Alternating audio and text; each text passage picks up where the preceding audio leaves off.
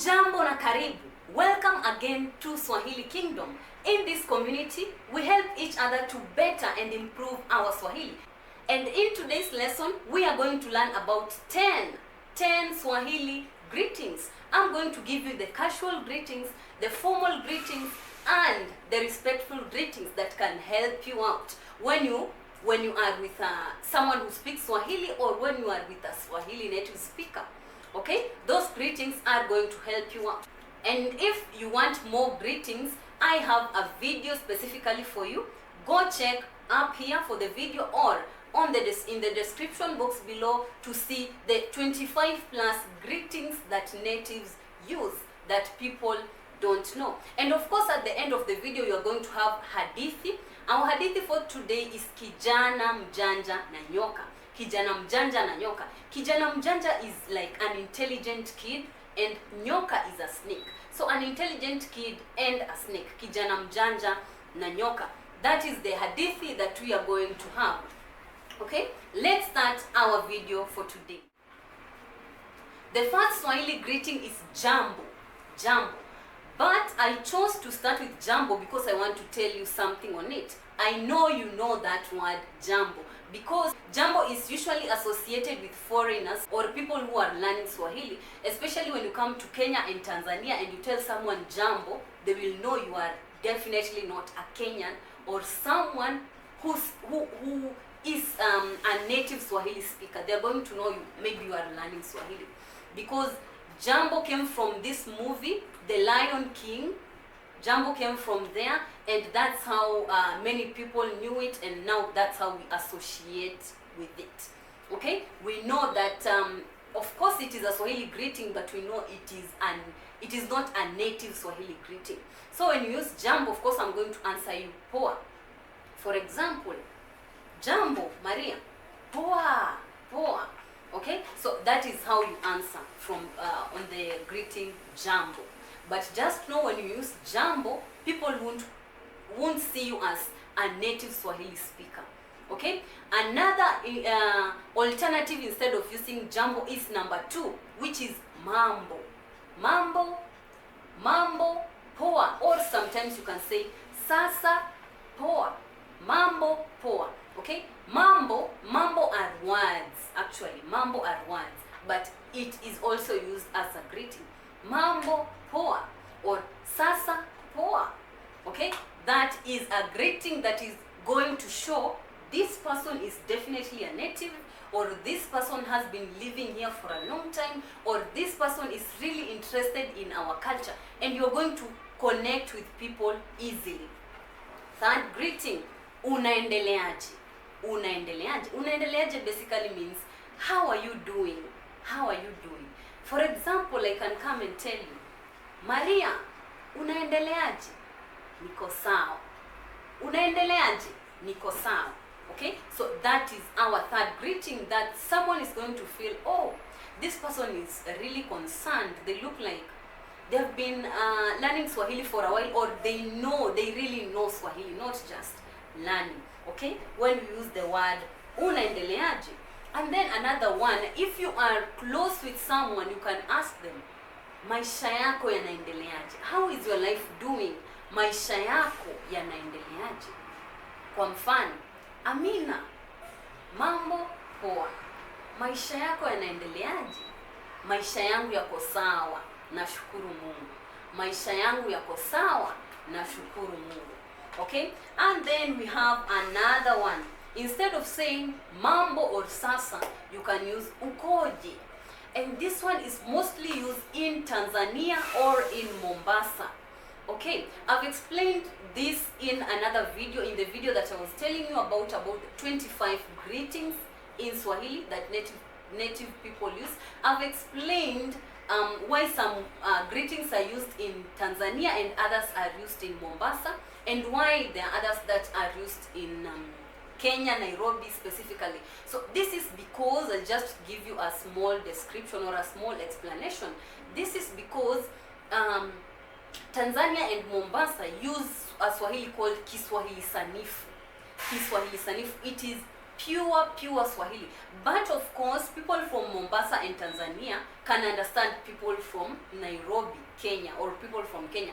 But in Kenya, we usually use Kiswahili Mufti or standard Swahili. It is just standard Swahili, but sometimes we can mix it with English, which we end up calling it Sheng. Or sometimes, of course, we have an accent. So our accent here in Nairobi is different with the accent in Mombasa or Tanzania.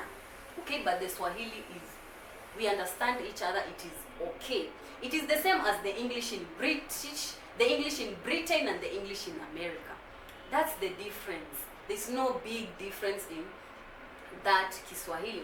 So when someone says ukoje, just know that that person might be coming from Mombasa or Tanzania, or maybe that person was raised in those places. Okay, that can be another reason. Another one is kila kitu kiko sawa. Kila kitu kiko sawa. Is everything okay? Is everything okay? Mambo Maria, unaendeleaje? Kila kitu kiko sawa.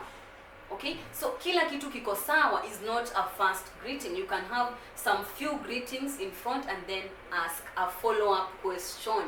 Okay, kila kitu kiko sawa. Okay, then before we go to the next greeting, I'm going to tell you something about I've been seeing comments on this YouTube channel because of the videos that I make speaking Swahili only. By the way, if you are interested, there is another video that will be uploaded on Thursday that I will be speaking in Swahili only about this topic. So if you want to make your ears get used to Swahili, go watch that video. But I have something, people have been saying or people have been commenting that I speak too fast in Swahili. But I want to tell you something. When you start doing something that your brain is not used to, your brain will first start by opposing it. But as you continue, your brain is going to adapt to the speed. Your brain is going to adapt to the speed. Trust me. This is what I have done in Spanish. When I started, I was listening to natives' interviews.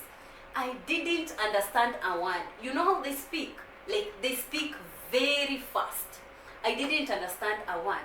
But after a while, listening every day to those words or those speeches or those interviews, I started understanding. It was like magic. So that is how your brain works. Your brain absorbs. It absorbs. You yourself, on your conscious mind, you are thinking, oh, she's speaking too fast, they can't understand. But that is how natives speak. So how are you going to, why are you learning Swahili? Why are you learning Swahili? You are learning Swahili to speak to natives. So you need to get into it already.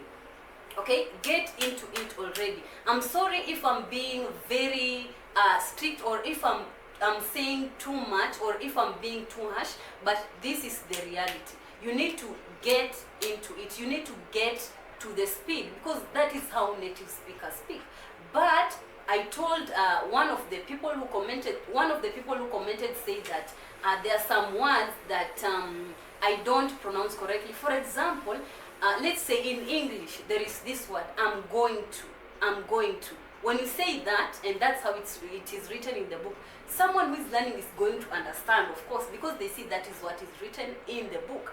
But when someone say I'm gonna, and then they add some words, you see, it's going to be hard for someone to understand. It is the same way in Swahili. That is how native speakers speak. Sometimes they skip some vowels, they add some things, that is how native speakers speak.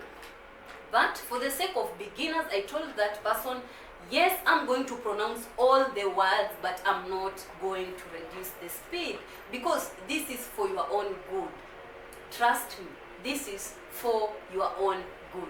Okay, let's continue. So we go to the next, which is niaje. Niaje, niaje. So this one is very casual. It is not formal, very casual, and it is used among friends if you know someone. Instead of greeting them sasa, mambo, you just tell them niaje, and then they tell you poa. Niaje, poa.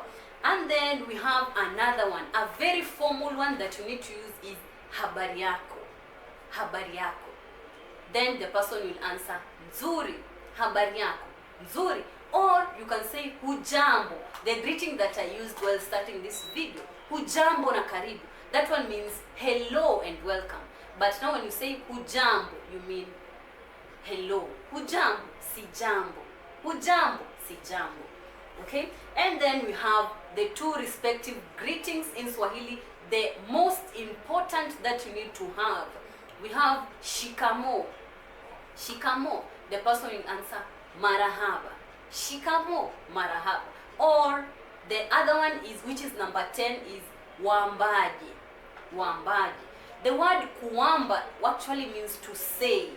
Kuamba means to say, but it is not used a lot of times. It is quite an old Swahili because it came from our Bantu languages. But we have the word kuamba, which shows respect. Like when you say wambaji, it shows respect. Then the person is going to say vyema, vyema. I'm going to tell you a story. There is this time in December when I went to Mombasa with my friends, and then while we were walking, one of my friends, you know, we are in Nairobi, so some people don't know these respectful things, blah blah blah. And then when we were walking, one of my friend greeted there was an old gentleman who was passing, and one of my friends said mambo, and the gentleman looked at him and he said unaniamkwaji. Okay, and my friend was stunned. She started looking at the gentleman and she was kind of shy, and then we continued going ahead. And then when she asked me, I told her, by the way, especially here in Mombasa, it is a culture. When you meet someone who is older, you don't just throw greetings. I hope you have understood something from those 10 greetings that I have given you. You are going to make use of them because you have watched this video till this point. Right now we are going to our hadithi. When I say hadithi, hadithi, say hadithi njo. Hadithi, hadithi. Hadithi njo. Let me repeat. Hadithi, hadithi. Hadithi njo. Our hadithi for today is called Kijana Mjanja na Nyoka. Kijana Mjanja na Nyoka. Hadithi yetu ya leo ni Kijana Mjanja na Nyoka. Kijana Mjanja na Nyoka. An intelligent boy and a snake.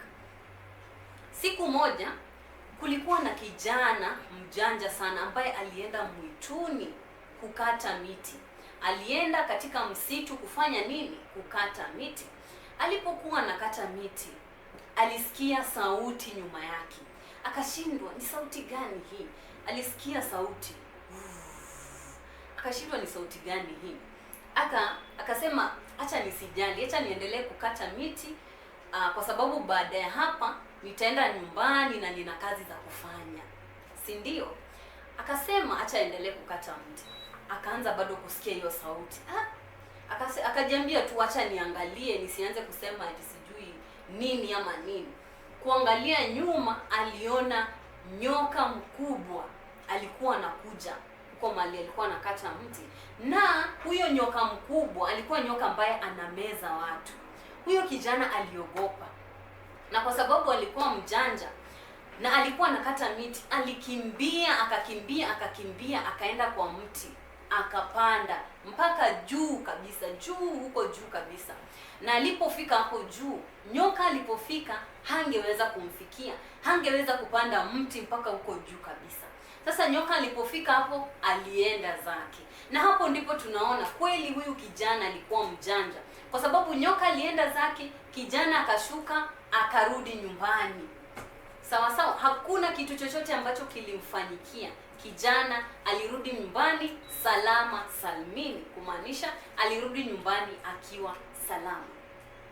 Asante sana kwa kutazama hii video. Thank you so much for watching this video. I believe it has helped you. It has impacted you in a way. You have learned some Swahili in a way.